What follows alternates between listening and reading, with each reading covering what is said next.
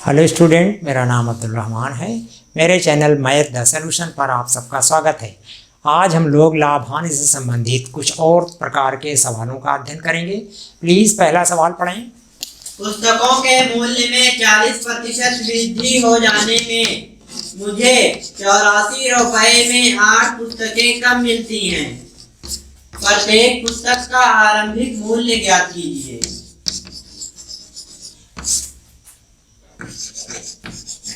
देखिए 40% की वृद्धि हो गई तो 84 रुपये में पहले जितनी पुस्तकें खरीद पाते थे उसमें 8 पुस्तक कम मिलते हैं।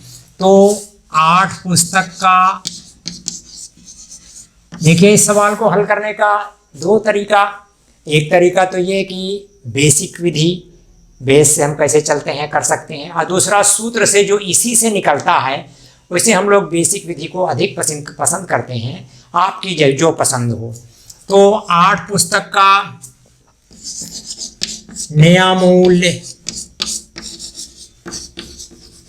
ये हो जाएगा 84 का 40%।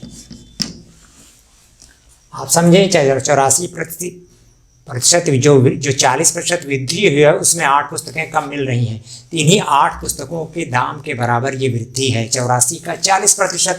तो एक पुस्तक का नया मूल्य, एक पुस्तक का नया मूल्य जो हो जाएगा 84 गुणे 40/100। ये तो पुराना था और ये 8 से भाग कर दें तो एक पुस्तक का नया मूल्य हो जाएगा। अब अगर आप काटें इसको 1 0 1 0 और 2 दूनी 4 2 पंजे 10 और फिर आप कर देंगे 2 चौको 8 और 4 दूनी 8 4 कम 4 और 5 से करेंगे तो हो जाएगा 5 चौको 20, एक बचे दशमलव लगा के 0 बढ़ा दें तो हो जाएगा आपका 10 और 5 दूनी 10, 4.2 रुपया पुस्तक का नया मूल्य हुआ। अब पुराना मूल्य मान लें x है तो x का 140% बढ़ोतरी हुई है 40% की, तो 100 में 40 जोड़ देंगे, यही बराबर है नया मूल्य के। तो x गुणे 140/100 बराबर 4.2 के। तो x बराबर 4.2 गुणे 100/140 के। दशमलव के बाद एक अंक है, एक 0 बढ़ा के और आप ये काट लें। अब ये 2 0 से 2 0 कट गए और 14 3 42 3 रुपये था। ये आपका सवाल है। अब आप सूत्र जो है, हमने कहा कि ये तो एक बेसिक विधि है, आराम से अगर आप समझने की कोशिश करेंगे तो हो जाएगी। लेकिन अगर आप इससे सूत्र निकालना चाहें तो ये होता है कि मूल्य गुणे बढ़ा हुआ दाम या घटा हुआ दाम, प्रतिशत वृद्धि या कमी बटे 100 और गुणे ये जितनी पुस्तकें अधिकता या कमी, वस्तुओं की संख्या में अधिकता या कमी गुणे 100। फिर से ध्यान से समझें, मूल्य जिस मूल्य पर पहले आप जो कुछ खरीदते थे गुणे प्रतिशत वृद्धि या कमी बटे अधिक या कम हुई वस्तुओं की संख्या गुणे 100। ये सूत्र इससे निकल आता है। हम लोग बेसिक विधि यही इस्तेमाल करते हैं, ये आसान होती है और आराम से हो जाती है। प्लीज दूसरा सवाल पढ़ें।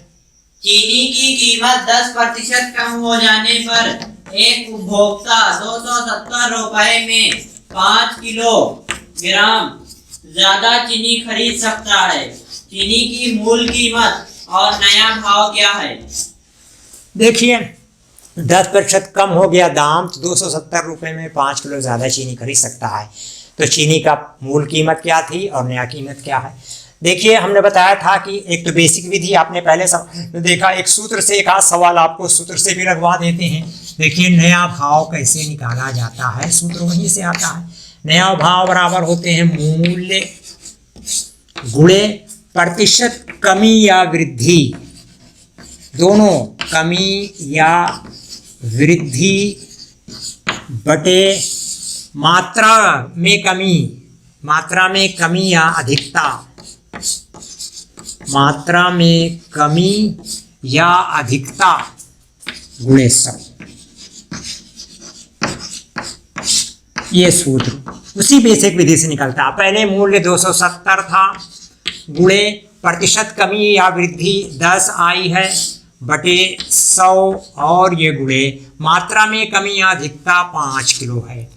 एक सिफर से एक सिफर, एक सिफर से एक सिफर, अब 5 से 5 पचम 25, 2 बचे, दशमलव लगा के 0 बढ़ा दिए 20, 5 को 20, 5.4 रुपया ये नया भाव है। अब पुराना भाव देखिए क्या होता है, उसके लिए सूत्र देख लें। मूल कीमत या पुराना भाव क्या हो सकता था उस चीज का, तो इसका सूत्र होता है मूल्य गुणे प्रतिशत कमी या वृद्धि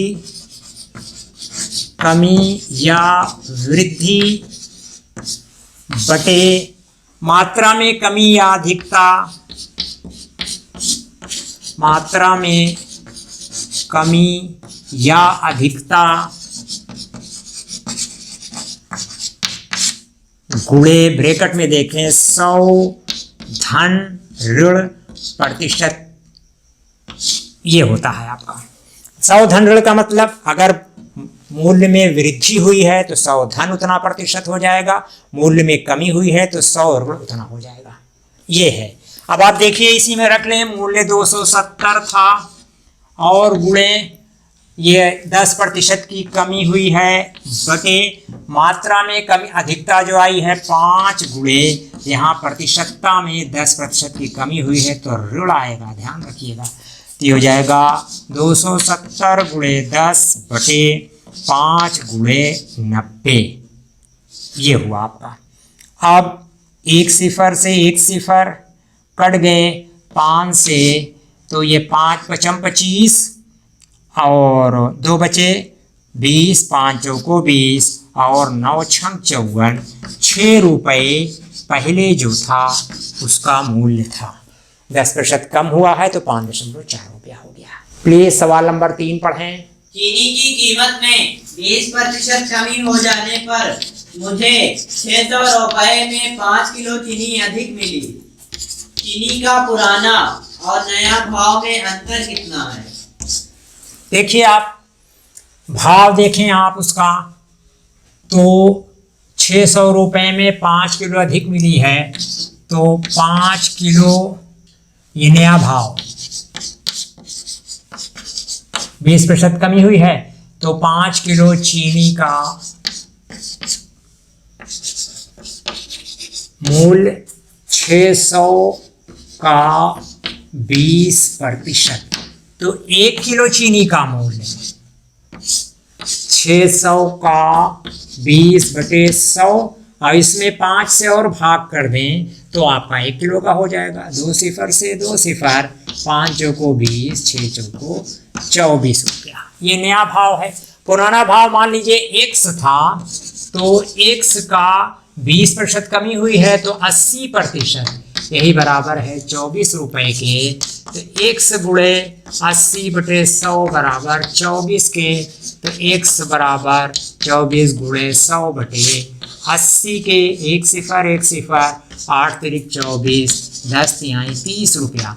अब दोनों भाव में अंतर, तो देखिए पुराना मूल्य 30 रुपया था, नया मूल्य 24 है, 30 में 24 गए 6 रुपए का अंतर हुआ है।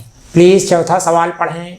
गेहूं के मूल्य में 10% की कमी होने पर एक व्यक्ति 1 रुपए में 50 ग्राम गेहूं अधिक खरीद सकता है। उस कमी से पहले 1 रुपए में कितना गेहूं आता था? देखिए 10% कमी हुई है तो गेहूं का नया भाव 50 ग्राम गेहूं का नया भाव,